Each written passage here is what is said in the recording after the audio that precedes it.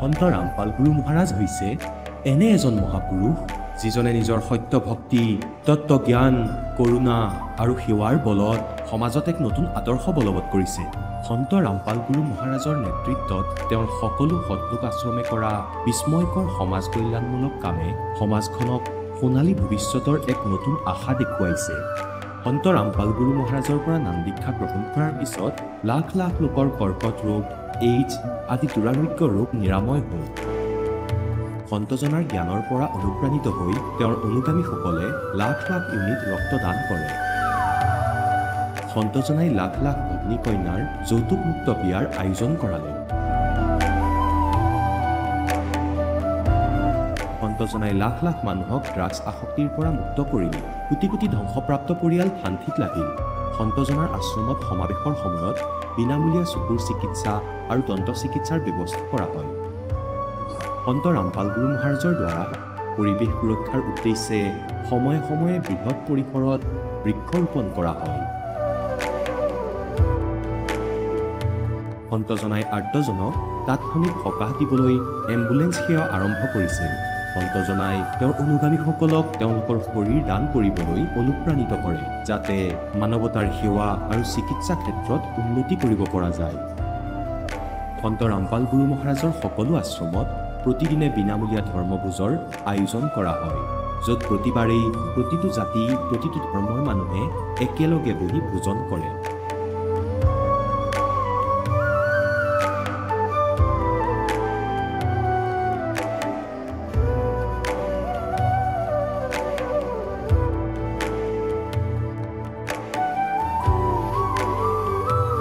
সন্ত ৰামপাল গুৰু মহাৰাজৰ আশ্ৰমত সহস্ৰাধিক বৃদ্ধ বৃদ্ধাই শ্ৰদ্ধা আৰু মৰমেৰে জীৱন যাপন কৰাৰ সুযোগ পায়। তেওঁলোকৰ থকা খোৱাৰ আৰু স্বাস্থ্যৰ সম্পূৰ্ণ দায়িত্ব সন্ত ৰামপাল গুৰু মহাৰাজে বহন কৰে। অনাথ শিশুৰ বাবে সন্ত ৰামপাল গুৰু মহাৰাজৰ সকলো আশ্ৰম বিশেষ বৰদানতকৈ কম নহয়, য'ত তেওঁলোকক শিক্ষা, সংস্কাৰ আৰু ভৱিষ্যতৰ বাবে উন্নত সুবিধা প্ৰদান কৰা হয়। বানপানী, ভূমিকম্প বা মহামাৰী যিয়েই নহওক, সন্ত ৰামপাল গুৰু মহাৰাজ আৰু তেওঁৰ অনুগামীসকল সদায় আৰ্তজনৰ বাবে আগৰণুৱা হৈ থাকে। কোভিড মহামাৰীৰ সময়ত সন্ত ৰামপাল গুৰু মহাৰাজৰ আশ্ৰমৰ পৰা কোটি কোটি লোকক খাদ্য, ঔষধ আৰু জীৱন ৰক্ষক সামগ্ৰী যোগান ধৰা হৈছিল। দুখীয়াক সকাহ কৰাই হওক বা যিকোনো শোষিত বা নিপীড়িত শ্ৰেণীৰ অধিকাৰ আৰু মৰ্যাদাৰ বাবে যুঁজ দিয়াই হওক, সন্ত ৰামপাল গুৰু মহাৰাজে সদায় তেওঁলোকৰ সকলো ন্যায্য দাবী চৰকাৰৰ ওচৰলৈ লৈ গৈছে আৰু তেওঁলোকক উপযুক্ত ন্যায় প্ৰদানৰ ক্ষেত্ৰত গুৰুত্বপূৰ্ণ ভূমিকা পালন কৰি আহিছে। সমাজত আধ্যাত্মিক আৰু সামাজিক মূল্যবোধৰ প্ৰতি সজাগতা অনাৰ প্ৰতিটো পদক্ষেপতে সন্ত ৰামপাল গুৰু মহাৰাজ মানৱতাৰ প্ৰকৃত সেৱক হিচাপে প্ৰমাণিত হৈছে। সন্ত ৰামপাল গুৰু মহাৰাজৰ জীৱনে আমাক শিকাইছে যে প্ৰকৃত সেৱা সেইটোহে যিটো নিস্বাৰ্থভাৱে কৰা হয়। আহক আমিও এই মহান সন্তজনৰ এই মহান সেৱাৰ কামত যোগ দিওঁ আৰু সন্ত ৰামপাল গুৰু মহাৰাজৰ পৰা নাম দীক্ষা লৈ আমাৰ জীৱন ধন্য কৰি তোলোঁ।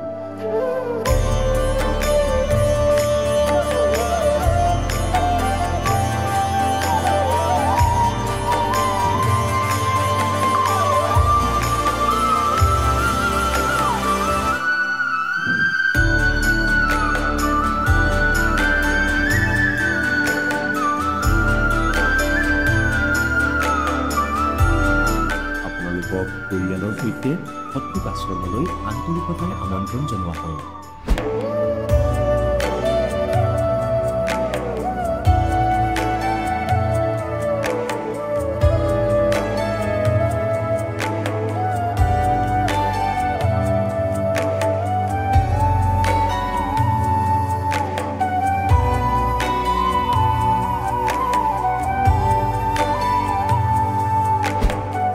গীতা অধ্যায় 18 62 নম্বৰ শ্লোকত ভগৱানে নিজেই কৈছে যে অৰ্জুন সেই পৰমেশ্বৰৰ শৰণত যোৱা, যাৰ কৃপাত পৰম শান্তি আৰু চিৰন্তন স্থান অৰ্থাৎ সত্যলোক প্ৰাপ্ত হ'ব। সেইজন পৰমেশ্বৰ কোন, ক'ত থাকে, কেনেকুৱা, এই কথা জানিবলৈ অনুগ্ৰহ কৰি অৱশ্যেই শুনক জগতগুৰু তত্ত্বদৰ্শী সন্ত ৰামপাল গুৰু মহাৰাজৰ অমৃত বচন, সকলো পবিত্ৰ ধৰ্মৰ পবিত্ৰ শাস্ত্ৰৰ আধাৰত। নমস্কাৰ। নমস্কাৰ ছাৰ। তোমাৰ নাম কি? কৰ্ণ বৰমহলীয়া। তুমি কোন জিলাৰ পৰা আহিছা? মই আসাম শোণিতপুৰ পৰা আহিছোঁ। তুমি সন্ত ৰামপাল গুৰু মহাৰাজৰ পৰা নাম দীক্ষা কেতিয়া লৈছিলা? মই সন্ত ৰামপালজী মহাৰাজৰ পৰা নাম দীক্ষা 2023 11 জুলাইত লৈছিলোঁ। সন্ত ৰামপাল মহাৰাজৰ পৰা নাম লোৱাৰ আগতে তুমি অন্য কিবা ভক্তি সাধনা কৰিছিলানে? হয়, আমাৰ গাঁৱত যিসমূহ ভক্তি সাধনা চলি আছিলে সেই ভক্তি সাধনাকে কৰিছিলোঁ আমি। আৰু সেই সাধনাবিলাক তুমি কেনেধৰণে কৰিছিলা? যেনেকৈ মন্দিৰত মাহত এবাৰ মন্দিৰত যোৱা, তাৰপিছত মংগলবাৰে এনেকৈ ব্ৰত ৰখা, এইবিলাক কৰিছিলোঁ। তুমি মন্দিৰলৈ গৈছিলা, ব্ৰত ৰাখিছিলা আৰু সমাজত প্ৰচলিত পৰম্পৰাগত ভক্তি সাধনা তুমি কৰি আছিলা। তেনে ক্ষেত্ৰত সন্ত ৰামপাল মহাৰাজৰ শৰণলৈ কিয় আহিব লগা হ'ল? সন্ত ৰামপালজী মহাৰাজৰ চৰণত অহাতকৈ আগত মোৰ এটা বেমাৰ হৈ আছিলে। সেই বেমাৰত মই বহুত পীড়িত হৈ আছিলোঁ। মানে বেমাৰটো এনেকুৱা হ'ল, সৰুতে এবাৰ মই দেউতাই মোক চেক কৰি আছিলে বডিটো। তেতিয়া মোৰ দেউতাই মোৰ পেটত গুটি কিবা এটা পালে। তাৰপিছত সেইটো পোৱাৰ পিছত দেউতাই হস্পিটাললৈ গ'ল। তাৰপিছত কি বস্তু বুলি চাবৰ কাৰণে আল্ট্ৰাচাউণ্ড কৰিছিলে। আল্ট্ৰাচাউণ্ড কৰাটো ইমান ধৰা নাপালে, কিবা গুটি বুলি। তাৰপিছত ডাক্তৰক দেখালে, ডাক্তৰে ক'লে এইটো চিটি স্কেন কৰিব লাগিব। চিটি স্কেন কৰিলে গম পাব এইটো কি বস্তু বুলি। চিটি স্কেন কৰাৰ পিছত ৰিপৰ্টত আহিলে যে এইটো টিউমাৰ বুলি বেমাৰ এটা ধৰা পৰিলে। তাৰপিছত সেইটো ফাৰ্ষ্টত ডাক্তৰে দাৱাই দিলে। দাৱাই দিয়াৰ পিছতো ভাল নহ'ল, বাঢ়ি গ'ল। সেইটো ডাঙৰ হৈ যোৱাৰ পিছত আকৌ এবাৰ ডাক্তৰলৈ গ'লোঁ। আমাৰ টাউনৰ ওচৰতে হস্পিটেল আছে, তাত টুমুকি বুলি কোৱা নামটো হস্পিটেলৰ, তাত গ'লোঁ। তাত যোৱাৰ পিছত ডাক্তৰক দেখালোঁ। ডাক্তৰে কৈছে অপাৰেশ্যন কৰিব লাগিব। তাৰপিছত ডাক্তৰে এইটো হস্পিটেলত চাৰ্জাৰী কৰিবৰ কাৰণে মেচিন নাথাকাৰ কাৰণে বেলেগ হস্পিটেললৈ ৰেফাৰ কৰি দিয়া হ'ল। ৰেফাৰ কৰি দিলে, তাতো ৰিপৰ্ট চালে, অপাৰেশ্যন কৰিলে ফাৰ্ষ্টবাৰ অপাৰেশ্যনটো। তাৰপিছত ক্লিয়াৰলি গোটাকে ওলাই দিলে বস্তুটো। তথাপিও বীজাণুৰ কাৰণে আকৌ বিয়পি গ'ল, এইটো আৰু হৈ গ'ল পেটতে। তাৰপিছত ছেকেণ্ডবাৰ নাভিৰ লগত মেৰাই আছিলে। নাভিৰ লগত মেৰাই থকাৰ কাৰণে সেইটো ছেকেণ্ডবাৰ অপাৰেশ্যনত সেইটো ক্লিয়াৰলি গোটাকে ওলাব নোৱাৰিলে, আধা কাটি কিনে ওলাব লগা হ'ল। কাৰণ নাভিত অলপো যদি লাগি যায় জীৱনটো যোৱাৰ চান্স আছিলে। তাৰপিছত সেইটো আধা কাটি দিলে। আধা কটাৰ পিছত আকৌ এইটো গোটা হৈ গ'ল, ডাঙৰ হৈ গ'ল, বহুত ডাঙৰ হৈ গ'ল এইটো। তাৰপিছত এইটো ভাল হোৱা নাই। তাৰপিছত অপাৰেশ্যন কৰিব নোৱাৰে এতিয়া ফটককে, আৰু এইটো বহুত ডাঙৰ হৈ গ'ল। পেটটো ফাটো অৱস্থাত আহি গৈছিলে, চিৰ ওলাই গৈছিলে পেটত। সেই বস্তুটো 2.5 কেজি হৈ গৈছিলে। তাৰপিছত আমাৰ মায়ে এনেকৈ বিভিন্ন ধৰণৰ সন্তৰ ওচৰত গ'ল, মন্দিৰলৈ গ'ল, শৰাই দিলে, পূজা কৰিলে, ভগৱানৰ ওচৰত সংকল্প ল'লে। যোনে যি কয় সেইটোৱে কৰিছিলে। খ্ৰীষ্টানকেইটা কৈছিলে যে এনেকা খ্ৰীষ্টানৰ কিবাত গ'লে ভাল হ'ব বুলি কৈছিলে। তাতো গৈ চালে, তথাপিও ভাল হোৱা নাই। বিভিন্ন ধৰণৰ জাগাত গ'লে, মন্দিৰলৈ গ'লে, মন্দিৰত যোৱাৰ পিছতো একো লাভ নাপালে। তাৰপিছত আৰু এজন বৰদেউতাই ক'লে যে এনেকা জাগাত এনেকা মন্দিৰ আছে, তাত এনেকা সংকল্প ল'লে ভাল হ'ব পাৰে বুলি কৈ কিনি তাত গ'লোঁ। লাষ্ট আমাৰ মায়ে লাষ্ট এটা কিবা আছিলে, ভাবিছিলে আৰু লাষ্টবাৰ ভাল হ'ব পাৰে বুলি কৈছিলে। তাৰপিছত তাতো লাভ নাপালে। তাৰপিছত আমাৰ মায়ে কান্দি থাকিলে ঘৰত। তাৰপিছত এদিন আমাৰ ঘৰত বৰদেউতা আহিলে। বৰদেউতা আহি কিনি ক'লে এনেকা গুৰু আছে, তাৰ পৰা নাম দীক্ষা ল'লে এইবোৰ বেমাৰ ভাল হ'ব পাৰে বুলি কৈছিলে। তেতিয়া আমাৰ মায়ে বিভিন্ন ধৰণৰ সাধু সন্তৰ ওচৰত গ'লে, ভগৱানৰ পূজা কৰিছিলে, মনসা দেৱীৰ ব্ৰত কৰিছিলে। তাৰপিছত বিষ্ণু ভগৱানৰ পূজা কৰিছিলে। এনেকা বিভিন্ন ধৰণৰ পূজা পাতন কৰাৰ পিছতো ভাল হোৱা নাছিলে। সাধাৰণ বৰদেউতা আহি কওঁতে বিশ্বাস কৰা নাছিলে। তাৰপিছত এদিন মই বৰদেউতাৰ ঘৰত গ'লোঁ। তাৰপিছত মই এখেতৰ ঘৰত গৈ কিনে দেখিলোঁ যে এনেকা গুৰু ধাৰণ কৰিছে। তাৰপিছত মই এখেতৰ গুৰুৰ আগত প্ৰাৰ্থনা কৰি ক'লোঁ, আৰু সেই গুৰুদেৱ, মোৰ যদি আপুনি বেমাৰটো ঠিক কৰি দিয়ে, আপোনাৰ চৰণত মই আহিম বুলি এইখিনি সংকল্প কৰি গৈছিলোঁ। তাৰপিছত আমাৰ মায়ে সাংবাদিক লগত লগ ধৰি কিনি চৰকাৰী আঁচনি কিবা কৰিলে। চৰকাৰী আঁচনিৰ সহায়ত আমাৰ চৰকাৰৰ ফালৰ পৰা পঠোৱা হ'ল হস্পিটেললৈ, স্পেচিয়েল কিবাত গ'লে। তাৰপিছত তাতো অপাৰেশ্যন নহয় বুলিও কৈছিলে। তাৰপিছত লাষ্ট উমিদ এটা আছিল। তাৰপিছত আৰু এবাৰ নেক্সটবাৰ এনেকৈ সাংবাদিকত চালে। তাৰপিছত চৰকাৰী কিবা লগত গ'লে আমাক বেংগলোৰত পঠোৱা হ'লে। বেংগলোৰত যাই কিনি তাৰপিছত ডক্টৰকেইটা আকৌ এবাৰ চেকআপ কৰিলে। চাই কিনি ফাৰ্ষ্টতো নোৱাৰোঁ বুলি কৈছিলে। তাৰপিছত আমাৰ মায়ে কোৱা কাৰণে তাৰপিছত চাৰ্জাৰী কৰিলে, ৰিস্ক লৈ কিনি। চাৰ্জাৰী কৰাৰ পিছত সেইটো 2.5 কেজি ওলালে বস্তুটো, ইমান ডাঙৰ আছিলে। পেটটো ফাটি যোৱা অৱস্থা আছিলে তাৰপিছত অপাৰেশ্যনটো সাকসেস হ'ল তাৰপিছত বেমাৰটো অলপ ভাল হ'ল কৰ্ণ তোমাৰ যিহেতু পেটৰ অপাৰেশ্যন হৈছিল সেই অপাৰেশ্যন হোৱা ঠাইখিনি আমাৰ দৰ্শকসকলক তুমি দেখাব পাৰিবানে যিহেতু আজি তোমাক বহুত দৰ্শকে বহুত শ্ৰদ্ধালুৱে টিভি স্ক্ৰীনত প্ৰত্যক্ষ কৰি আছে তোমাক আজি চাই আছে গতিকে সেই অপাৰেশ্যন হোৱা ঠাইখিনি এবাৰ দেখুৱাবলৈ তোমাক অনুৰোধ জনাইছো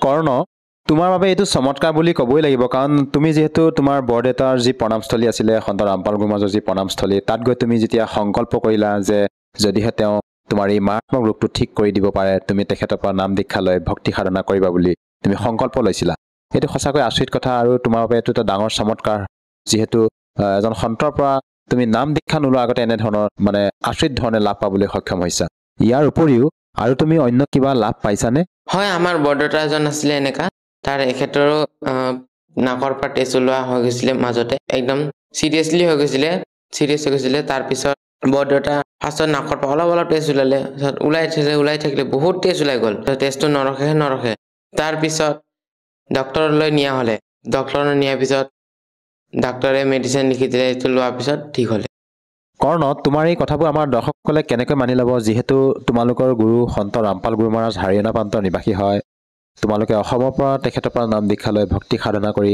এনেধৰণৰ লাভ পাইছা এইটো কেনেকৈ সম্ভৱ সন্ত ৰামপালজী মহাৰাজ আপোনালোকৰ কাৰণে সাধাৰণ গুৰু হ'ব পাৰে কিন্তু এখেতে আমাৰ কাৰণে ভগৱান হয় পোন পৰমাত্মাৰ অৱতাৰ হয় এখেতে যদি সাধাৰণ গুৰু হনতেন মোৰ ইমান ডাঙৰ বেমাৰটো কেনেকৈ ঠিক কৰিব পাৰিলেহেঁতেন ইমান ডাক্তৰক দেখালো সাধু সন্তৰ ওচৰতো গ'লো ভগৱানৰ সংকল্প কৰিলো তথাপিও এইটো বেমাৰটো ভাল হোৱা নাছিলে সন্ত ৰামপালজী মহাৰাজৰ চৰণত যাই কিনি সংকল্প কৰোঁতে বেমাৰটো ঠিক হ'লে কৰ্ণ এইখিনিতে তোমাক আৰু এটা কথা সুধিব বিচাৰিছো যিহেতু তোমাৰ বয়স খুবেই কম এই বয়সত তুমি ভালদৰে পঢ়া শুনা কৰিব লাগিছিল তুমি ইমান কম বয়সতে যে এই ভক্তি মাৰ্গলৈ আহিলা এই সন্দৰ্ভত তুমি কি ক'ব বিচৰা হয় ভক্তি কৰাৰ একো সময়সীমা নাথাকে যেনেকৈ উদাহৰণ হিচাপে ভক্ত প্ৰহ্লাদে যেনেকৈ 5 বছৰ আয়ুৰ পৰা ভক্তি সাধনা কৰিছে সেনেকৈ ভক্তি সাধনা সৰুৰ পৰাই কৰিব লাগে কৰ্ণ তোমাৰ পৰা এতিয়া সেই অনুভৱ জানিব বিচাৰিছো তোমালোকৰ গুৰু সন্ত ৰামপাল গুৰু মহাৰাজে সৎসংগৰ জৰিয়তে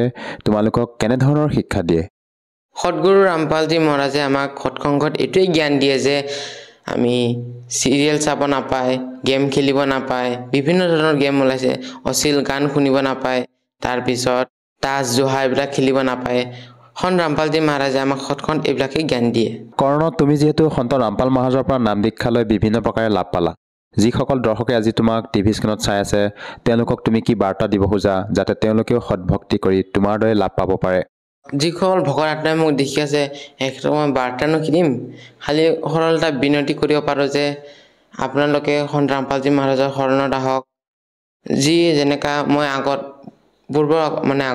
ভক্তি সাধনা কৰিছিলোঁ একো লাভ পোৱা নাছিলোঁ তাৰপিছত আমাৰ মাও বহুত দেৱী দেৱতাক পুজিছিলে ভক্তি কৰিছে তথাপিও লাভ পোৱা নাছিলোঁ তাৰপিছত যেতিয়া মই সন্ত ৰামপালজী মহাৰাজৰ শৰণত আহিলোঁ তেতিয়া মোৰ বেমাৰো ঠিক হ'ল তাৰপিছত যিখন আমাৰ বৰদেউতা আছিলে এখেতৰো প্ৰেছাৰ ষ্টকৰ ৰোগ আছিলে এখেতৰো ভাল হ'ল সেয়েহে আপোনালোকেও যদি মোৰ নিচিনা লাভ পাব বিচাৰে সন্ত ৰামপালজী মহাৰাজৰ চৰণত আহক এখেতৰ জ্ঞানৰ পুথিবিলাক পঢ়ক আৰু জ্ঞানবোৰ লাভ কৰক কৰ্ণ কোনো মাৰাত্মক ৰোগত আক্ৰান্ত হৈ থকা কোনো লোকে যদি সন্ত ৰামপাল মহাৰাজৰ পৰা নাম দীক্ষা ল'ব বিচাৰে কেনেকৈ ল'ব পাৰিব সন্ত ৰামপালজী মহাৰাজৰ নাম দীক্ষা ল'বলৈ একেবাৰে সহজ বিভিন্ন ধৰণৰ ছ'চিয়েল মিডিয়া প্লেটফৰ্মত সন্ত ৰামপালজী মহাৰাজ বুলি চাৰ্চ কৰিলে সন্ত ৰামপালজী মহাৰাজৰ সৎসং আহে সেই সৎসঙৰ তলত ওচৰ পাজৰৰ নামদান কেন্দ্ৰৰ নম্বৰ থাকে তাৰ পৰা আপুনি ফোন কৰি নাম দীক্ষা ল'ব পাৰে ধন্যবাদ থাকিল এতিয়া জগতগুৰু তত্ত্বদৰ্শী সন্ত ৰামপাল গুৰু মহাৰাজৰ সৎসংগৰ মাধ্যমেৰে সেই অদ্বিতীয় আধ্যাত্মিক জ্ঞানৰ বিষয়ে জানি লওঁ যাৰ মাধ্যমেৰে আপোনালোকেও প্ৰাপ্ত কৰিব পাৰিব এনেকুৱা আধ্যাত্মিক মানসিক আৰু ভৌতিক সুখ যি এতিয়ালৈকে কেৱল আপোনালোকে মীৰাবাই ধ্ৰুৱ প্ৰহ্লাদ আদি কেইজনমান ভক্তৰ জীৱন কথাতহে শুনিছে এতিয়া শুনক তত্ত্বদৰ্শী সন্তৰ সৈতে শাস্ত্ৰ অনুকূল ভক্তি সৎসংগ এনেকুৱা অদ্বিতীয় আধ্যাত্মিক জ্ঞান যাৰ প্ৰমাণ আছে সকলো ধৰ্মৰ সকলো পবিত্ৰ শাস্ত্ৰত এতিয়া কি কৈছে ओम आनंदी लहर है रंग होरी हो ये शोभम मुक्ता संधि राम रंग होरी हो যে যি সতনামৰ দ্বিতীয় মন্ত্ৰ আছে এয়া মুক্তি কৰাৰ সন্ধি আৰু আকৌ কি কৈছে এই সতনামৰ কিমান মূল্য এই দুটা মন্ত্ৰৰ কাৰণ অকল ওম মন্ত্ৰৰ জপ কৰিলে ইয়াৰ অন্য ফল লাভ হয় আৰু এইটো দুটা আখৰ হৈ সতনামৰ উৎপন্ন হয় সতনামৰ সৃষ্টি হয় ওম আৰু তৎ শান্তিটি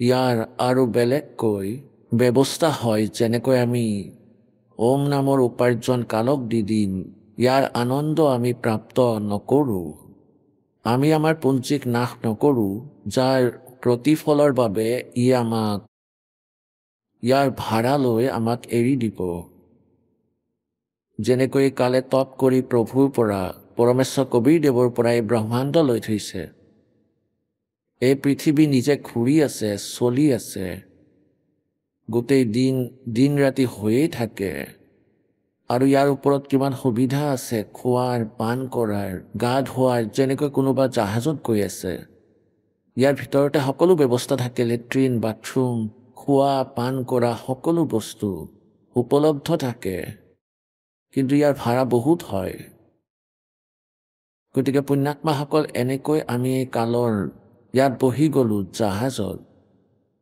আৰু যি পুঞ্জি আমি লৈ আহিছিলোঁ সেয়া শেষ হৈ গ'ল এতিয়া আমাৰ ওপৰত ধাৰ হৈ পৰিছে আমাৰ ওপৰত ইয়াৰ বহুত ধাৰ হৈ পৰিছে যাৰ আধাৰত আমি ওম নামৰ উপাৰ্জন কৰিলেও আমি ইয়াৰে স্বৰ্গত মহাস্বৰ্গত বহি ব্ৰহ্মলোকত বহি সকলো বিনাশ কৰি দিওঁ আৰু আমি বহুত ডাঙৰ ঋণী হৈ পৰিছোঁ ইয়াৰ আকৌ এই দুই মন্ত্ৰৰ সতনামৰ জপেৰে আমি কেনেকৈ ইয়াৰ পৰা ঋণমুক্ত হ'ম ইয়াৰ ইমান উপাৰ্জন যি বিধি আছে স্মৰণ কৰাৰ এয়া বহুত জবৰদস্ত আৰু এনেকুৱা সাধনা কৰাৰ বাবে ই বহুত বেছি এটা স্মৰণেৰে বহুত উপাৰ্জন হৈ যায় আৰু আমি আজীৱন স্মৰণ কৰিলেহে ইয়াৰ পৰা ওলোৱাৰ যোগ্য হৈ পৰিম তেতিয়া বুজি পাবা এই কালৰ আমাৰ ওপৰত কিমান ধাৰ আছে কালৰ জাহাজত উঠি আমি ঘূৰি আছোঁ ফুৰি আছোঁ খাই আছোঁ স্নান কৰি আছোঁ আমাৰ ওপৰত বহুত ধাৰ হৈছে কিন্তু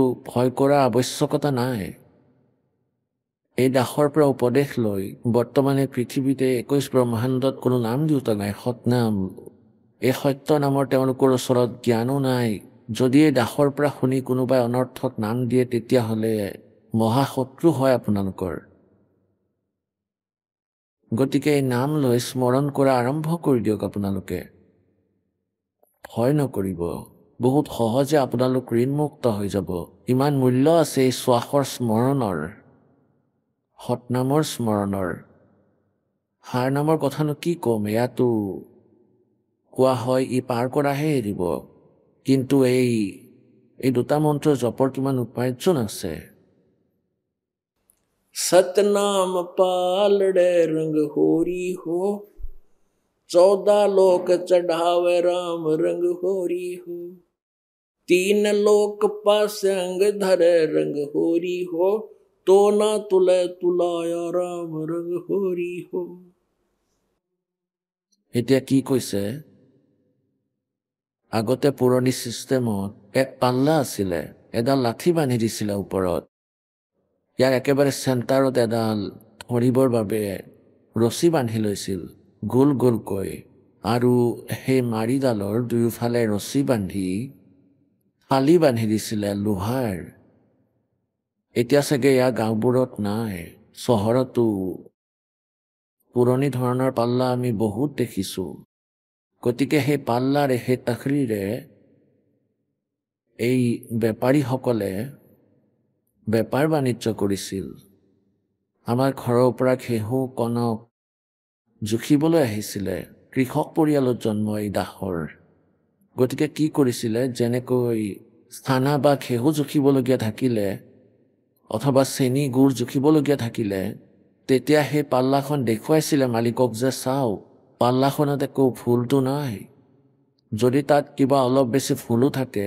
তেতিয়া যি বস্তু জুখিব বা কিনিবলগীয়া আছিলে তাৰ পৰাই একমুঠি ঘেঁহু উঠাই ধৰক ঘেঁহু জুখিবলগীয়া আছিল গতিকে যিফালে সেই আনবেলেঞ্চ হয়, অৰ্থাৎ যিটো ফালে পাল্লাখন ওখ হৈ থাকে, একমুঠি ঘেঁহু দি দিয়ে, তেতিয়া সেয়া সমান হৈ যায়, কোনো ডিফেক্ট নাথাকে।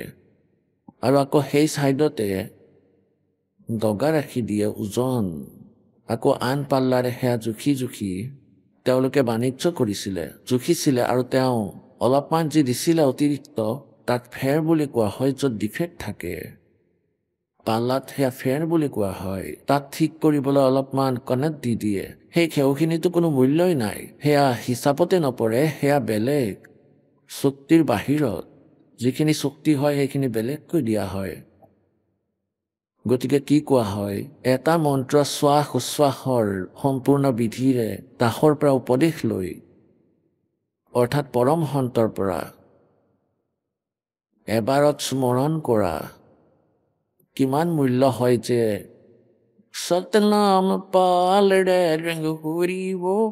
আৰু আনখন পাল্লাত, এখন পাল্লাত এটা স্মৰণৰ মূল্য থৈ দিয়ক, এটা শ্বাস উচ্ছ্বাসৰ সতনামৰ 2 মন্ত্ৰৰ এটা, আৰু আনটো ফালে 14 লোক, য'ত ব্ৰহ্মাৰ লোক, বিষ্ণুৰ লোক, শিৱৰ লোক, দুৰ্গাৰ লোক, ব্ৰহ্ম লোক, তলৰ পাতাল আদি আন সকলো লোক, এই 14 লোক এটা ফালে ৰাখি দিয়ক, অৰ্থাৎ সমগ্ৰ ব্ৰহ্মাণ্ড বুলি ধৰি লওক।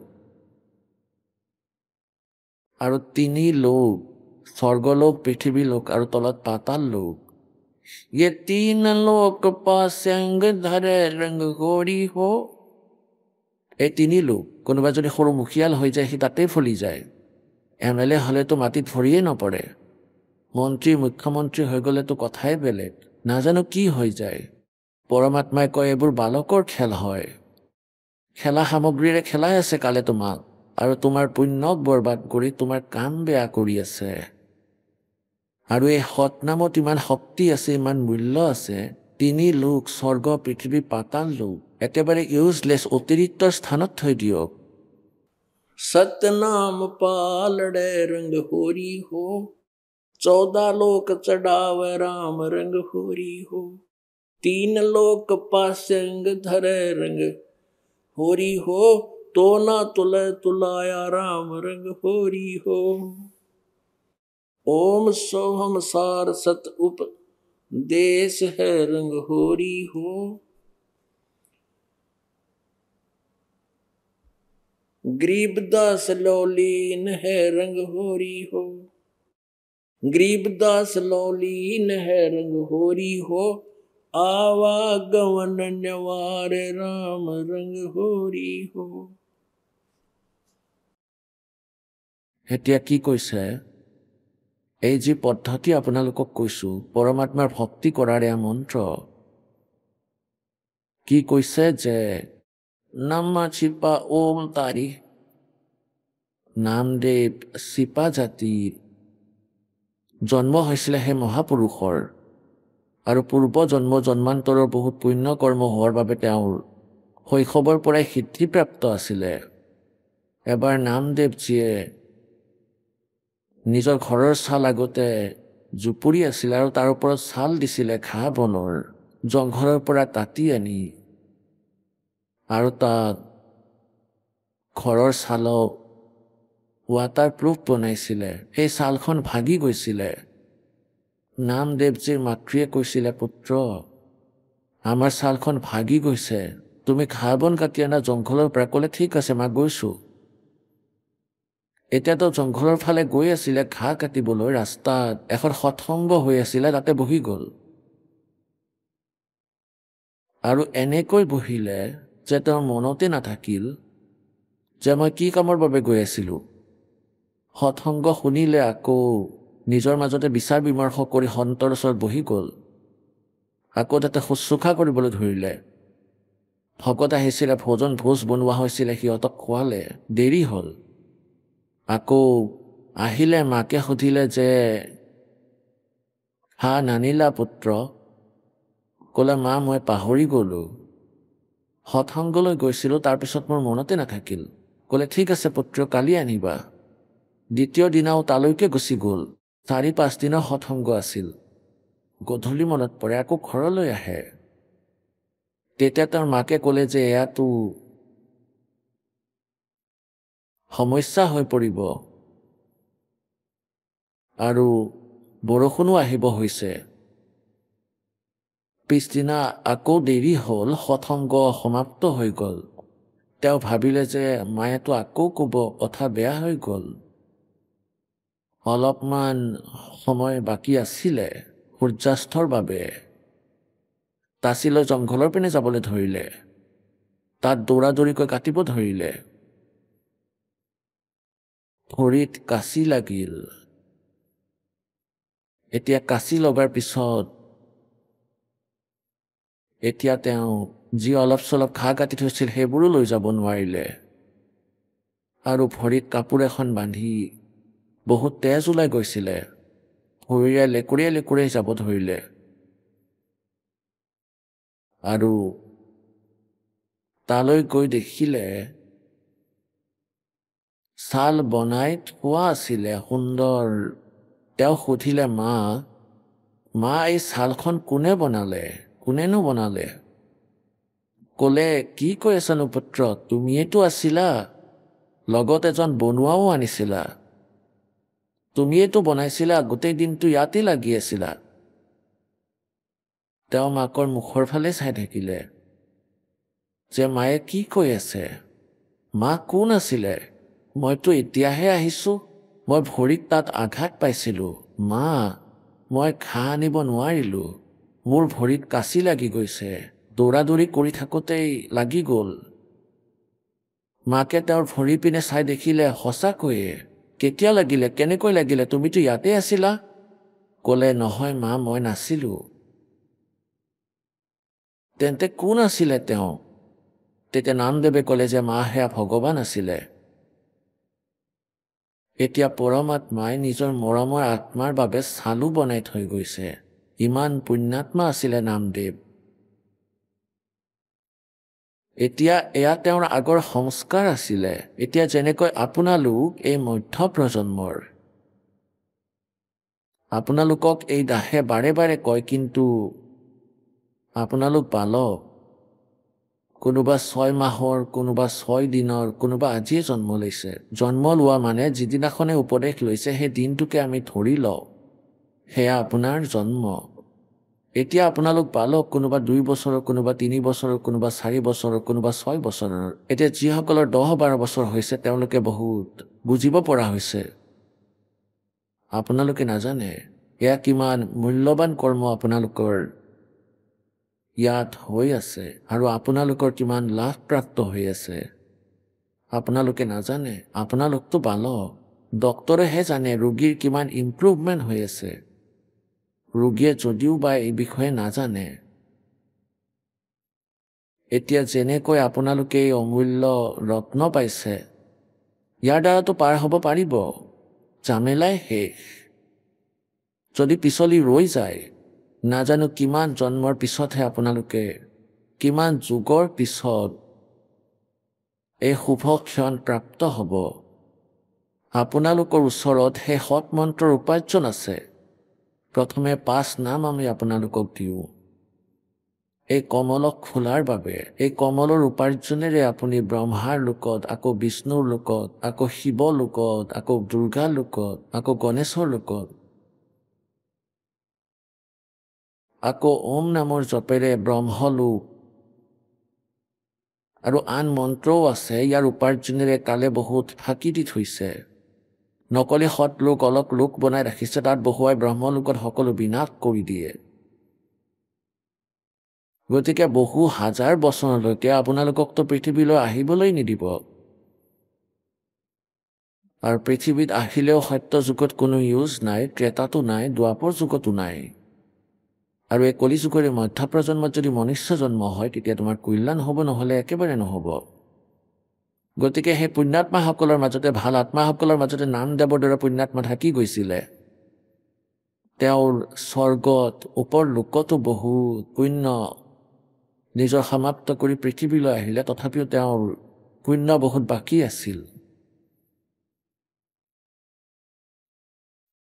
যি কাৰণে পৰমাত্মা কবীৰদেৱ তেওঁৰ পিছে পিছে আছিলে। আকৌ নামদেৱে ভাবিছিলে যে মই যি ওম নামৰ জপ কৰোঁ সেই উপাৰ্জনৰ কাৰণে এয়া এনেধৰণৰ চমৎকাৰ প্ৰভুৱে কৰি আছে। এবাৰ নামদেৱৰ পিতৃ ক'ৰবাত বাহিৰলৈ গুচি গৈছিল। পিতৃ মাতৃ তেওঁলোকে ঘৰত বিঠ্ঠল নামৰ ভগৱানক পূজা কৰে। তেওঁৰ মূৰ্তি বনাই থোৱা আছিলে। পিতৃ মাতৃয়ে ভোগ দিছিলে আৰু গাখীৰখিনি নিজে নিজে নোহোৱা হৈ গৈছিলে। তেওঁলোক যাবলৈ ওলাল। আগতে বহু দূৰ খালী ভৰিৰে খোজকাঢ়িয়ে গৈছিলে। 10 দিনৰ ভিতৰত আকৌ উভতি আহিছিল। যোৱাৰ সময়ত নামদেৱক কৈছিলে যে পুত্ৰ তুমি বিঠ্ঠল ভগৱানক ভোগ লগাই তাৰ পিছতহে ভোজন কৰিবা। ক'লে ঠিক আছে মা। এতিয়া পিতৃ মাতৃ গুচি গ'ল। তাৰপিছত নামদেৱে স্নান কৰিলে আৰু গাখীৰ পাত্ৰত ভৰাই ল'লে। পাথৰৰ মূৰ্তি আছিলে বিঠ্ঠল ভগৱানৰ, তাতে থৈ দিলে আৰু ক'লে ভগৱান আপুনি গাখীৰ খাই লওক, তাৰপিছতহে মই ৰুটি খাম। এতিয়া গাখীৰখিনি মূৰ্তিয়ে খাব জানো? সেয়া এবাৰ থৈ আদৰ সৎকাৰেৰে আৰু বাকী থকা গাখীৰখিনিৰে ভোগ বনাইছিলে এনেকৈ। এতিয়া 4ৰ্থ দিন হৈ গ'ল। নামদেৱে না ৰুটি খালে না পানী খালে আৰু ক'লে যে ভগৱান মোৰ কিবা ভুল হ'ল নেকি, মই নাজানো আপুনি কেনেকৈ প্ৰসন্ন হয়। মোৰ পিতৃ মাতৃয়ে মোক লৈ নিৰাশ হ'ব। প্ৰভু ভোগ লগাই দিয়ক। 4ৰ্থ দিনা সেই মূৰ্তিৰ পৰা হাত এখন ওলাই আহিল আৰু সেই গাখীৰৰ পাত্ৰটো এনেকৈ হাতেৰে ধৰি খটখটকৈ পি আকৌ দি দিলে। এতিয়া সদায় পান কৰে, প্ৰতিদিনে পান কৰিব ধৰিলে। সেয়া মূৰ্তিয়ে খাই থকা নাছিলে, পৰমাত্মাই আহি লীলা কৰি আছিলে। এতিয়া তেওঁৰ মাক দেউতাক আহিলে আৰু আহিয়ে সুধিলে পুত্ৰ ভগৱানক ভোগ লগালা? ক'লে হয় মা। 3 দিনটো ভগৱানে গাখীৰ পান নকৰিলে, 4ৰ্থ দিনা কৰিলে। ময়ো অন্ন খোৱা নাই, ৰুটি খোৱা নাই। তেওঁলোকে মুখৰ ফালে চাই ভাবিলে কি কৈ আছে। তেওঁলোকে ভাবিলে যে মিছা কৈ আছে, কাৰণ পাথৰৰ মূৰ্তিয়ে গাখীৰ পান কেনেকৈ কৰিব। পিতৃ মাতৃয়ে ক'লে যে পুত্ৰ তুমি সঁচাকৈ কোৱা, মিছা নকবা। ক'লে হয় মা, 4ৰ্থ দিনা গাখীৰ পান কৰিলে ভগৱানে আৰু ময়ো ৰুটি খোৱা নাই। এতিয়া তেওঁলোকৰ বিশ্বাস নহ'ল, তেওঁলোকে ফৰ্মেলিটিজৰ কাৰণেহে থৈছিলে। ক'ব ধৰিলে পুত্ৰ এতিয়া কি মিঠল ভগৱানে গাখীৰ পান কৰিব? ক'লে হয় কৰিব। এতিয়া গৈ গাখীৰৰ পাত্ৰটো ৰাখিলে, কিন্তু ভগৱানে পান নকৰিলে। তেতিয়া অন্তৰ আত্মাৰে মাতিলে যে ভগৱান মোৰ মা দেউতাৰ আত্মাই দুখ পাব আৰু মোক মিছলীয়া বুলি ভাবিব, ক'ব যে ভগৱানে গাখীৰ পান নকৰিলে। হে প্ৰভু দয়া কৰক। সেই সময়তে তেওঁৰ পিতৃ মাতৃৰ সন্মুখতে মূৰ্তিৰ পৰা এনেকৈ হাত বাহিৰলৈ ওলাল আৰু গাখীৰৰ পাত্ৰটো লৈ ঘটঘটকৈ পি খালে। এতিয়া নামদেৱৰ পিতৃয়ে গোটেই গাঁৱতে কৈ দিলে যে মোৰ পুত্ৰই মিঠল ভগৱানক গাখীৰ পান কৰালে। ঈৰ্ষা কৰা মানুহসকলে ক'বলৈ ধৰিলে যে ই ড্ৰামা কৰি আছে, মিছা কৈ আছে, ভগৱানৰ অপমান কৰি আছে। ভগৱানে এনেকৈ গাখীৰ খায় নেকি? বিচাৰ বহিলে আৰু সকলোকে মাতি পঠিয়ালে। নামদেৱ আৰু নামদেৱৰ পিতৃক ক'লে যে আমাৰ সন্মুখত গাখীৰ পান কৰোৱা, নহ'লে তোমালোকক এই গাঁৱৰ পৰা উলিয়াই দিয়া হ'ব। মিঠল ভগৱানৰ সেই মূৰ্তিটো লৈ অনা হ'ল। নামদেৱে প্ৰাৰ্থনা কৰিলে প্ৰভু আপোনাৰ দাসক মিছলীয়া বুলি ক'ব এই মানুহে। প্ৰভু আপোনাৰ মহিমা তেওঁলোকে বুজি নাপাব, নাস্তিক হৈ যাব জনতা। সেই সময়তে গাখীৰ তেওঁৰ সন্মুখত ৰাখিলে।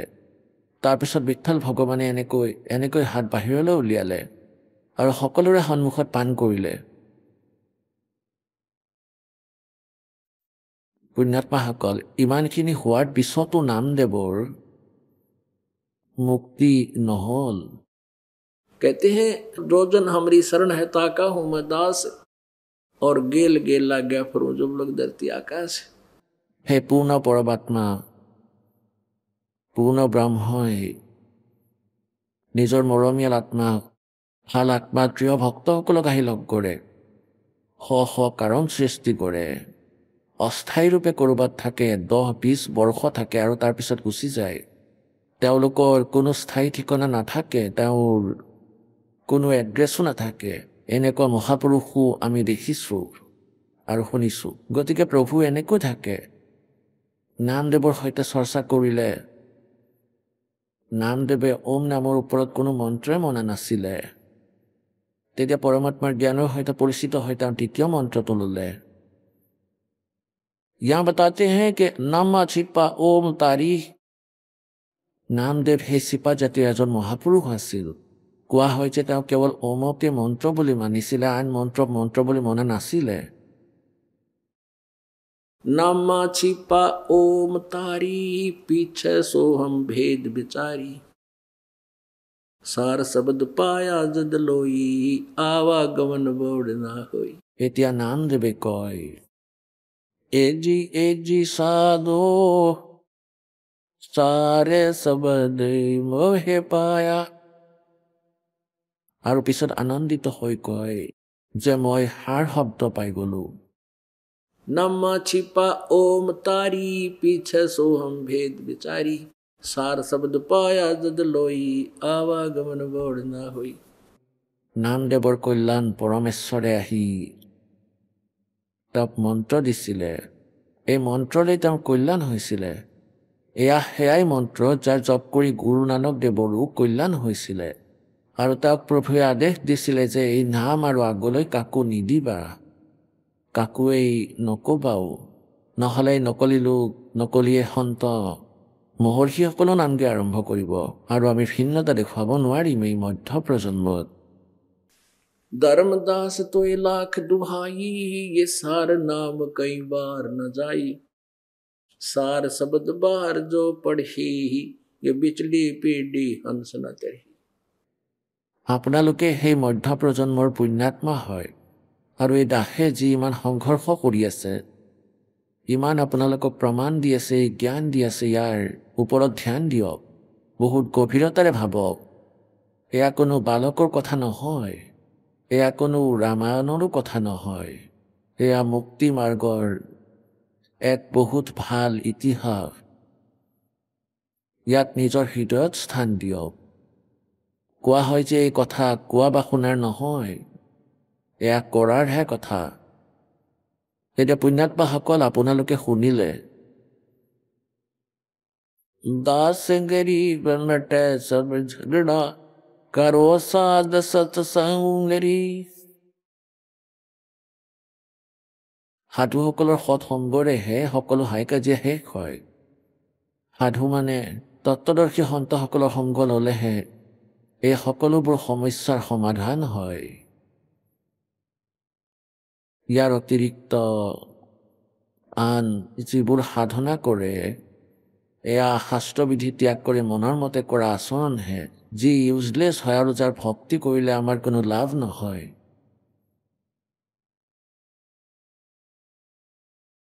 আৰু এয়া মনৰ অভ্যাস হৈছে, ই অন্য অনৰ্থক কথা শীঘ্ৰেই স্বীকাৰ কৰে আৰু যথাৰ্থ ভক্তি কি শুনিবলৈকো নিবিচাৰে।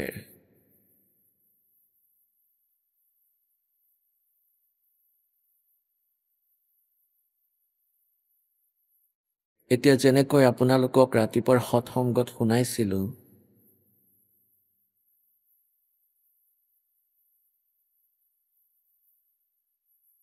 যে সেই পৰমাত্মাই সৎলোকৰ পৰা গতি কৰি আহে।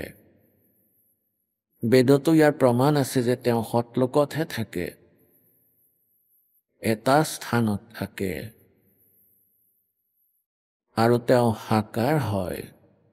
আমি সাধনা সঠিককৈ নকৰি এই কালৰ জালত আবদ্ধ হৈ থাকি যাওঁ। এই মনক পৰমাত্মাই বুজাই কৈছে যে এই মন যেতিয়ালৈকে অজ্ঞানতাৰ আধাৰেৰে আধাৰিত হয়, তেতিয়া ই ওলোটা কামবোৰক শীঘ্ৰেই স্বীকাৰ কৰে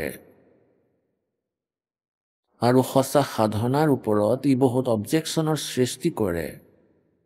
যেনেকৈ আপোনালোকে কোনো সাধনা কৰি আছে, আপোনালোকে কোনো মন্ত্ৰ জপ কৰি আছে, কোনোবাই আপোনালোকক যদি কৈ দিয়ে এই মন্ত্ৰ বহুত ভাল হয়, ইয়াক জপ কৰক, তেতিয়া আপোনালোকে সেয়াও আৰম্ভ কৰি দিয়ে। কোনোবাই যদি আহি কয় আপুনি বালাজীলৈ যাওক, তেতিয়া আপুনি তালৈকে যোৱা আৰম্ভ কৰি দিছিলে, ন' অবজেকশ্যন। আৰু যদি এতিয়া আপোনালোকক কয় বৰবালালৈ আহক, 100টা অবজেকশ্যন। 100টা অবজেকশ্যনেই মনৰ, নক'ব আৰু কোন হয় ভগৱান? কবিৰ ইজ গড। কবিৰ ভগৱান নহয়। কোনে ক'লে কবিৰ ভগৱান বুলি? গতিকে এই আত্মাই কান্দে। আত্মাৰ সংগ এই কালে মনৰ সৈতে কৰালে আৰু ইয়াক ইয়াৰ স্বামী বনাই দিলে। मत दे दी है बालम याणे नो, मत दे दी है बालम याणे नो, मत दे दी है बालम याणे नो, मत दे दी है बालम याणे नो, मत दे दी बालम याणे नो, मत दे दी है बालम याणे नो। আত্মাই কৈ আছে যে এই মন ইয়ানেনো অজ্ঞানতাৰ সৈতে মোৰ সংযোগ কৰাই দিছে। गीता और भागवत पढ़े ना बूझे शब्द ठिकाने नु, गीता और भागवत पढ़े ना बूझे शब्द ठिकाने नु। मन मथुरा दिल द्वारका नगरी कहा करे बरसाने नु, मत दे दी है बालम याणे नु, मत दे दी है बालम याणे। जब फुरमान धनी का आवे को रखे घर जाने नु, जब फुरमान धनी का आवे कौन रखे घर जाने नु। जा सतगुरु की मैं बलिहारी जो मिटे जमतल बाणे नु, मत दे दी, मैं तो दे दी है बालम याणे नु, मैं तो दे दी है बालम याणे नु, मैं तो दे दी। उत्तर दक्षिण पूरब पश्चिम फिरदा दाणे दाणे नु, उत्तर दक्षिण पूरब पश्चिम फिरदा दाणे दाणे नु। सर्व कला सतगुरु साहेब की हरि आए हरि आणे नु, सर्व कला सतगुरु साहेब की हरि आए हरि आणे नु, मत दे दी है बालम याणे नु, मत दे दी है बालम याणे नु, मत दे दी है बालम याणे नु, मत दे दी है बालम याणे। जम किंकर का राज कठिन है ना छोड़ राजा राणे नु, जम किंकर का राज कठिन है नहीं छोड़ राजा राणे नु। या दुनिया दा जीवन झूठा भूल गए मर जाने नु, मैं तो दे दी, मैं तो दे दी है बालम याणे नु, मत दे दी है बालम याणे। सील संतोष विवेक विचारो दूर करो जुल्माणे नु, सील संतोष विवेक विचारो दूर करो जुल्माणे नु। ज्ञान दराज ध्यान दी तुरिया कोई जाने पाण रिसाणे नु, मैं तो दे दी, मैं तो दे दी है बालम याणे नु, मैं तो दे दी है बालम याणे नु। महल कपाट सतगुरु ने खोले वो अमी महारस खाणे नु, महल कपाट सतगुरु ने खोले अमी महारस खाणे नु। गरीब दास सुन भंवर उड़ावे गगन मंडल रम जाने नु, मैं तो दे दी। আহক আমি এতিয়া সেই শ্ৰদ্ধালুসকলৰ অনুভৱবোৰ জানো যিসকলে জগতগুৰু তত্ত্বদৰ্শী সন্ত ৰামপাল গুৰু মহাৰাজৰ পৰা দীক্ষা প্ৰাপ্ত কৰিছে তথা তেওঁ কোৱা ভক্তি মাৰ্গ এওঁলোকে অৱলম্বন কৰি আছে।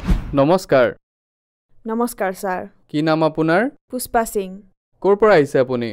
ঝাৰখণ্ডৰ পৰা। মই আপোনাৰ পৰা এইটো জানিব বিচাৰিম যে সন্ত ৰামপালদেৱ মহাৰাজৰ পৰা আপুনি কেতিয়া নাম দীক্ষা ল'লে? 2011 4 মাৰ্চত। সন্ত ৰামপালদেৱ মহাৰাজৰ পৰা নাম দীক্ষা লোৱাৰ আগতে আপুনি কিবা ভক্তি সাধনা কৰিছিল নে? হয় কৰিছিলোঁ। হিন্দু ধৰ্ম অনুসৰি দেৱী দেৱতাৰ ভক্তি কৰিছিলোঁ। সেই অনুসাৰে আমি চলিছিলোঁ কিন্তু কোনো লাভ পোৱা নাছিলোঁ। কি ভক্তি সাধনা কৰিছিল আপুনি?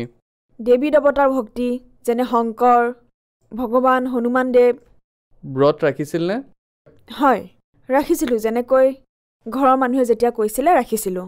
আপোনাৰ পৰা এইটো জানিব বিচাৰিম যে আপুনি সন্ত ৰামপালদেৱ মহাৰাজৰ পৰা নাম দীক্ষা কিয় ল'লে? কি কাৰণ হ'ল যে আপুনি সন্ত ৰামপালদেৱ মহাৰাজৰ পৰা নাম দীক্ষা ল'ব লগা হ'ল?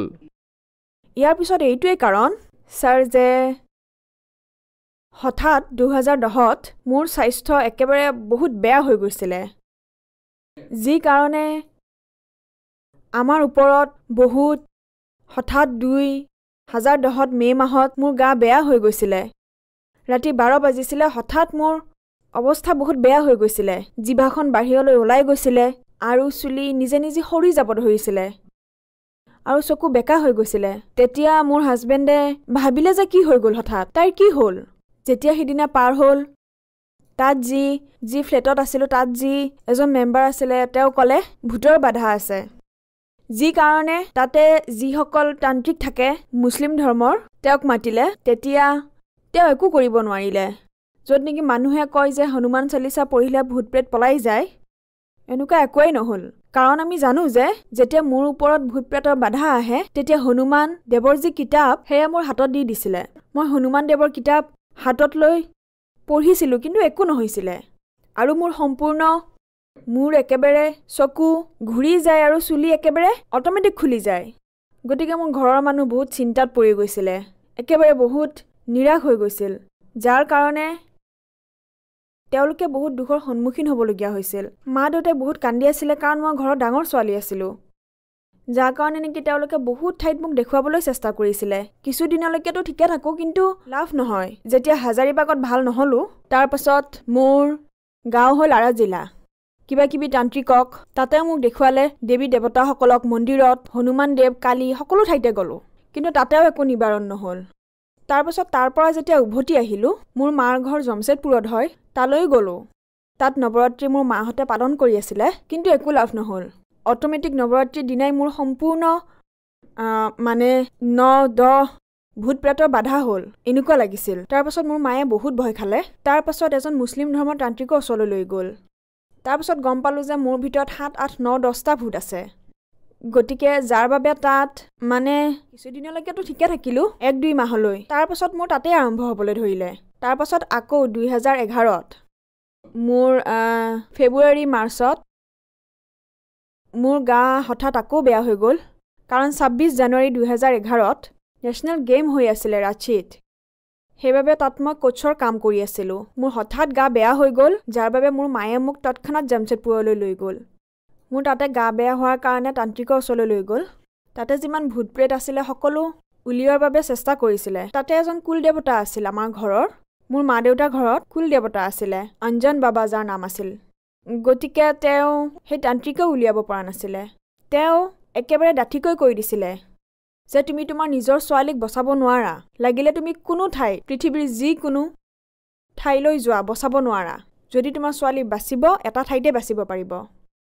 হাৰিয়ানাত বাপেকৰো বাপেক এজন আছে, এজন পৰমাত্মা বহি আছে, তাতেই তোমাৰ ছোৱালী বাচিব, নহ'লে পৃথিৱীৰ কোনো ঠাইতেই নহওক কিয় সমগ্ৰ ব্ৰহ্মাণ্ডত কোনেও বচাব নোৱাৰে। যদি হাৰিয়ানালৈ যোৱা তেতিয়াহে বচাব পাৰিবা। কোনে কৈছিলে?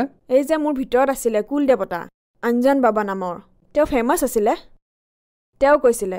তাৰ আগতে আপোনালোকে সন্ত ৰামপালদেৱ মহাৰাজৰ নাম শুনিছিল নে? নাই, নাম শুনা নাছিলোঁ। হয়, আমি বহুত সমস্যাৰ সৈতে যুঁজি আছিলোঁ। এইটো কেতিয়াৰ কথা? এইটো 2011ৰ কথা। ইয়াৰ আগতে কেতিয়াও আপোনালোকে সন্ত ৰামপালদেৱ মহাৰাজৰ নাম শুনা নাছিলে?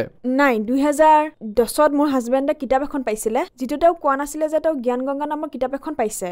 তেওঁ ট্ৰেইনেৰে আহোঁতে লৈ আহিছিলে আৰু ঘৰত তেনেকৈয়ে থৈ দিছিলে। আপুনি পিছত গম পালে হয় 2011ৰ জানুৱাৰী সময়ত সেই কিতাপখন হঠাৎ আমি দুয়োজনেই জব কৰোঁ তেতিয়া মোৰ লেজাৰ পিৰিয়ড আছিলে খালী পিৰিয়ড আছিলে তেতিয়া মই ভাবিলোঁ যে কিতাপখনত কি আছে জ্ঞান গংগা নামৰ কিবা ডিফাৰেণ্ট হয় গতিকে সেই কিতাপখন মই লৈ গ'লোঁ আচলতে মই আপোনাৰ পৰা এইটো জানিব বিচাৰিম যে সন্ত ৰামপালদেৱ মহাৰাজৰ নাম আপোনাৰ ভিতৰত যি প্ৰেত আত্মা আছিলে যাক আপুনি কোনোবা বাবা বুলি কৈ আছে তেওঁ ক'লে যে সন্ত ৰামপালদেৱ মহাৰাজ নামৰ হাৰিয়ানাত কোনোবা সন্ত আছে এনেকুৱা এজন মহাত্মা আছে যিয়ে আপোনাৰ ভূত প্ৰেতৰ বাধাক ঠিক কৰিব পাৰিব গতিকে মই আপোনাৰ পৰা এইটো জানিব বিচাৰিম যে আপোনাৰ স্বামীয়ে যে কিতাপখন পাইছিলে সেই সময়ত কি আপুনি গম পাইছিলে যে সন্ত ৰামপালদেৱ মহাৰাজেহে আপোনাৰ সমস্যা দূৰ কৰিব পাৰিব এই কিতাপখন মই 2010ৰ আগষ্টত পাইছিলোঁ ট্ৰেইনত যিখন মই পঢ়িব পৰা নাছিলোঁ সেইখন মই ঠিক জানুৱাৰী 2011ত পঢ়িছিলোঁ সেই কিতাপখন পঢ়াৰ পিছত মোৰ লগত বহুত চমৎকাৰ হৈছিলে মই কেতিয়াও শুনা নাছিলোঁ সন্ত ৰামপালদেৱ মহাৰাজৰ বিষয়ে গতিকে মই ইমানখিনিয়ে ভাবিছিলোঁ যে পৰমাত্মা ভগৱানৰ লাভ আমি কেনেকৈ পাওঁ কি ধৰণে হয় ভগৱানে কেনেদৰে সুখ দিয়ে সেই জ্ঞান গংগা কিতাপখন পঢ়াৰ পিছতহে গম পালোঁ আগতে এনেকুৱা আছিলে যে ভক্তিটো কৰোঁ কিন্তু লাভ একো নাপাওঁ নহয় এনেকুৱাওতো হ'ব পাৰে যে আপুনি কিতাপখন পঢ়িছিলে তাৰপিছত আপোনাৰ মনত এইটোৱে চলি থাকিল তাৰপিছত আপোনাৰ ভিতৰত যি প্ৰেত আছে সেইটোৱে ক'লে যে সন্ত ৰামপালদেৱ মহাৰাজৰ ওচৰলৈ গুচি যোৱা নে তাৰ আগতে আপুনি নামেই শুনা নাছিলে নামটো শুনা নাছিলোঁ তাৰপাছত সেই প্ৰেত বাধাই সি নিজেই কৈ দিছিলে যে আপোনাৰ ছোৱালী বাচিবই নোৱাৰে তাৰপিছত আপুনি সন্ত ৰামপালদেৱ মহাৰাজৰ বিষয়ে গম লোৱা আৰম্ভ কৰিলে হয় তাৰপিছত গৈ আমাৰ ঘৰৰ ফেমিলি বহুত দুখত আছিলে যাৰ বাবে তেওঁলোকে তাৰপাছত সন্ত ৰামপালদেৱ মহাৰাজৰ ওচৰলৈ কেনেকৈ যাব পাৰি জ্ঞান গংগা কিতাপৰ পিছফালে যি নক্সা আঁকা থাকে সেই অনুসাৰে আমি টিকট কটালোঁ আৰু তাৰপাছত বৰবালা আশ্ৰম হাৰিয়ানা গৈ পালোঁ ঠিক আছে যিবোৰ কথা য'ৰ পৰা আৰম্ভ হৈছিলে সেই ঠাইতে আছেনে নে যেতিয়াই আপোনাৰ ভিতৰত যে ভূত প্ৰেতৰ বাধা আছিলে সি ক'লে যে সন্ত ৰামপালদেৱ মহাৰাজেহে ঠিক কৰিব পাৰিব সমগ্ৰ পৃথিৱীত কেৱল এখনে ঠাই আছে সেই কথা সঁচা প্ৰমাণিত হ'লনে আপোনাৰ ভিতৰৰ পৰা ভূত প্ৰেতে যে কৈ আছিলে যে তাতেহে এই বাধা ঠিক হ'ব পাৰে বুলি তেন্তে আপুনি সন্ত ৰামপালদেৱ মহাৰাজৰ পৰা নাম দীক্ষা লোৱাৰ পিছত ভাল হ'লনে যেতিয়া আমি সকলো ফালৰ পৰাই ভাগৰি পৰিছিলোঁ মন্দিৰ মছজিদ গুৰুদ্বাৰ সকলো লৈ গৈছিলোঁ যেতিয়া মানুহৰ স্বাস্থ্য বেয়া হয় তেতিয়া সিহঁতৰ মাক দেউতাক বহুত দুখত থাকে তেতিয়া সেই সময়ত তেওঁলোকে হিন্দু মুছলিম শিখ ইছাই একো নাচায় তেওঁলোক সকলো ধৰ্মৰ ওচৰলৈ যাবলৈ আৰম্ভ কৰে যাতে ভাল হয় সেই সময়ত মানসিকতা শেষ হৈ যায় যে জাত পাত কি হয়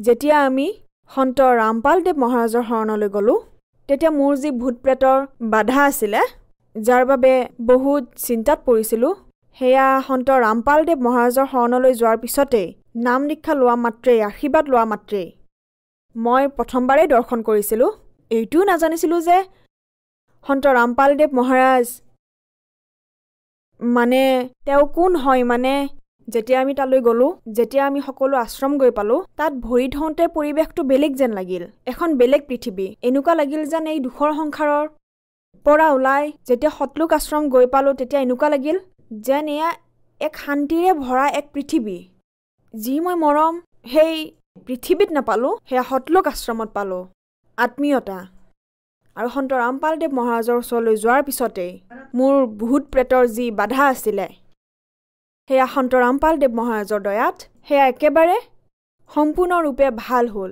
আৰু মোৰ যি সৰু সুৰা বেমাৰ আছিলে বহুত বেমাৰ আছিলে সৰু সুৰা পৰমাত্মাই সেই সময়তেই মোৰ তেওঁ যি মন্ত্ৰ দিয়ে সন্ত ৰামপালদেৱ মহাৰাজে তাত ইমান পাৱাৰ আছে তাত ইমান শক্তি আছে সেই মন্ত্ৰবোৰ কৰাৰ বাবে মোৰ সৰু সুৰা যিবোৰ বেমাৰ আছিলে যি মাইগ্ৰেন আছিলে পৰমাত্মাৰ সেই মন্ত্ৰ জপ কৰাৰ পিছতে ভাল হ'ল শেষ হ'ল আপোনাৰ যে ইমান ডাঙৰ সমস্যা আছিল সেয়া সন্ত ৰামপালদেৱ মহাৰাজৰ পৰা নাম দীক্ষা লোৱাৰ পিছত ভাল হৈ গ'ল ইয়াৰ বাহিৰে সন্ত ৰামপালদেৱ মহাৰাজৰ পৰা নাম দীক্ষা লোৱাৰ পিছত কিবা লাভ পালেনে এনেইতো সন্ত ৰামপালদেৱ মহাৰাজৰ লগত জড়িত হোৱাৰ পিছত ভগৱান কোন হয় কেনেদৰে সুখ দিয়ে এয়া সন্ত ৰামপালদেৱ মহাৰাজৰ শৰণলৈ অহাৰ পিছত গম পালোঁ যেনেদৰে সকলো সন্তই কয় যে সকলোৰে মালিক এজন হয় আৰু ক'ৰবাত পঢ়িছিলোঁ কোনোবা মন্দিৰ বা কোনোবা ট্ৰাকৰ পিছত পঢ়িছিলোঁ যে সকলোৰে মালিক এজন কোনেও তেওঁৰ নাম কোৱা নাছিলে যে তেওঁ হয় কোন সন্ত ৰামপালদেৱ মহাৰাজে প্ৰমাণৰ সৈতে এয়া প্ৰমাণ কৰে যে তেওঁ পূৰ্ণ পৰমাত্মা সকলোৰে মালিক এজন হয় আৰু তেওঁৰ নাম কবীৰ হয় গতিকে তেওঁ সকলো ধৰ্মৰ সৈতে জড়িত যিমানবোৰ কিতাপ আছে যেনে গুৰু গ্ৰন্থ চাহেব গীতা বাইবেল বেদ এই সকলোবোৰৰ পৰা উলিয়াই সম্পূৰ্ণ পূৰ্বৰ সৈতে তেওঁ প্ৰমাণ কৰিছে যে সুপ্ৰিম পৰমাত্মা কেৱল কবিৰ পৰমেশ্বৰ হয় তেওঁৰ ভক্তি কৰিলেহে সম্পূৰ্ণ লাভ পোৱা যায় আপোনাৰ পৰা আৰু এটা কথা জানিব বিচাৰিম যে সন্ত ৰামপালদেৱ মহাৰাজে আপোনালোকক যি ভক্তি সাধনাৰ কথা কৈ আছে এই ভক্তি সাধনাৰ কথা সমগ্ৰ বিশ্বত আন কোনেও কোৱা নাই গতিকে এয়া কেনেকৈ সম্ভৱ হ'ব পাৰে যে সন্ত ৰামপালদেৱ মহাৰাজেহে আপুনি কৈছে যে কেৱল তেওঁই শাস্ত্ৰ অনুসৰি ভক্তি কৈ আছে বাকী সন্তসকলে নকয় ছাৰ সন্ত ৰামপালদেৱ আন সন্ততকৈ বেলেগ কাৰণ সন্ত ৰামপালদেৱে যি জ্ঞান দিয়ে ধৰক এজন শিক্ষক তেওঁ নিজৰ ছাত্ৰসকলক চিলেবাছ অনুসৰিয়ে পঢ়ায় গতিকে বৰ্তমান যিসকলে সাধনা কৰি আছে তেওঁলোকে চিলেবাছ অনুসৰি কৰা নাই এয়া কেনেকৈ সম্ভৱ ছাৰ সঁচাকৈ পঢ়োৱা নাই গতিকে আপোনাৰ কোনটো সাধনা এনেকুৱা লাগি আছে যে যি মানুহে কৰি আছে যি শাস্ত্ৰৰ বিপৰীত হয় ছাৰ ক'ব বিচাৰিছোঁ যে যি ভক্তি হয় লাভ হ'ব পাৰে বিপদৰ নিবাৰণ হ'ব পাৰে আপত্তিবোৰ দূৰ হ'ব পাৰে মানুহে সেইকাৰণে ভক্তি কৰে সুখৰ বাবে শান্তিৰ বাবে মানসিক শান্তিৰ বাবে অথবা শাৰীৰিক সুখৰ বাবে সেয়া ভক্তি সেই ভক্তিত যদি কাৰোবাৰ শাৰীৰিক কষ্ট হৈ আছে মানসিক কষ্ট হৈ আছে অথবা আৰ্থিক কষ্ট হৈ আছে যি সম্পূৰ্ণ লাভ পাব লাগে ভক্তিৰ সেয়া নাপায় সেইবাবে আপুনি কৈ আছে যে সেয়া শাস্ত্ৰৰ বিৰুদ্ধ ভক্তি এটা প্ৰমাণটো এয়া হয় সেয়া শাস্ত্ৰ বিৰোধী ভক্তি আৰু এই সন্ত ৰামপালদেৱ মহাৰাজ সমগ্ৰ পৃথিৱীত কেৱল এজনেই সন্ত ৰামপালদেৱ মহাৰাজ আছে যিয়ে শাস্ত্ৰ অনুকূল ভক্তি দিয়ে মোৰ প্ৰশ্ন এইটো আছিল যে আপোনাৰ কোনটো কথা এনেকুৱা লাগিছে যে এয়া শাস্ত্ৰৰ বিৰুদ্ধ যিবোৰ ক্ৰিয়া সাধাৰণ সমাজত হৈ আছে আৰু আপুনি যি ক্ৰিয়া কৰি আছে সেয়া শাস্ত্ৰ অনুসৰি হয় কোনটো পাৰ্থক্য আপুনি দেখিলে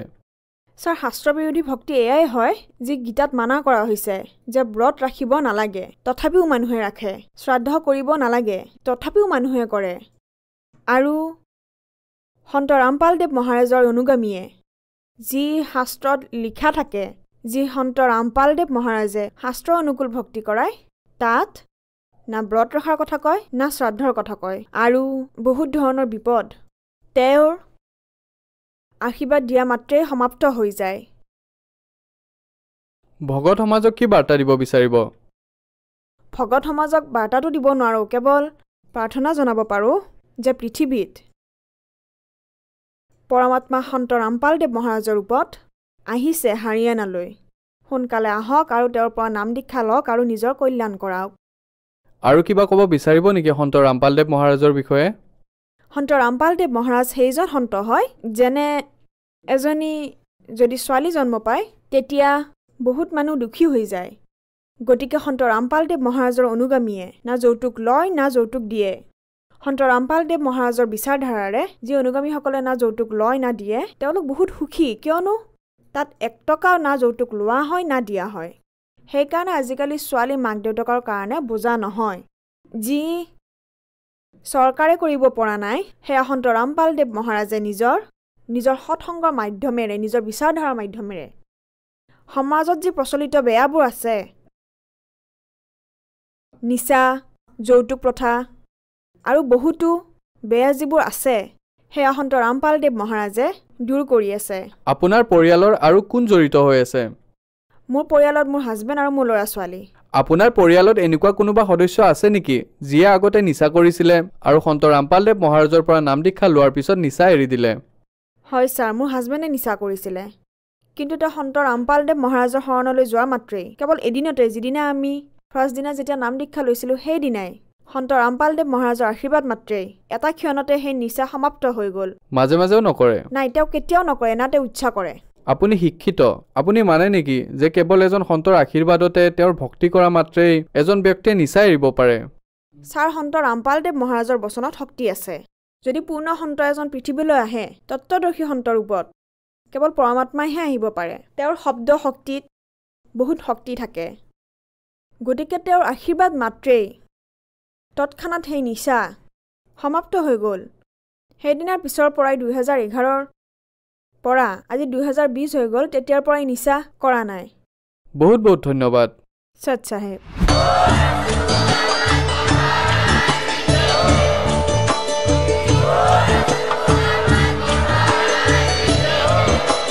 আপুনি শুনি আছিলে জগতগুৰু তত্ত্বদৰ্শী সন্ত ৰামপাল গুৰু মহাৰাজৰ মংগল প্ৰবচন। অধিক জানিবৰ বাবে ভিজিট কৰক www.jagatgururampalji.org। সন্ত ৰামপাল গুৰু মহাৰাজৰ শুভ আশীৰ্বাদত সমগ্ৰ বিশ্বতে 500তকৈ অধিক নাম দীক্ষা কেন্দ্ৰ আছে, য'ত সন্ত ৰামপাল গুৰু মহাৰাজৰ দ্বাৰা বিনামূলীয়াকৈ নাম দীক্ষা দি থকা হৈছে। আপোনাৰ ওচৰৰ নাম দীক্ষা কেন্দ্ৰৰ ঠিকনা জানিবলৈ সম্পৰ্ক কৰক 7082208528।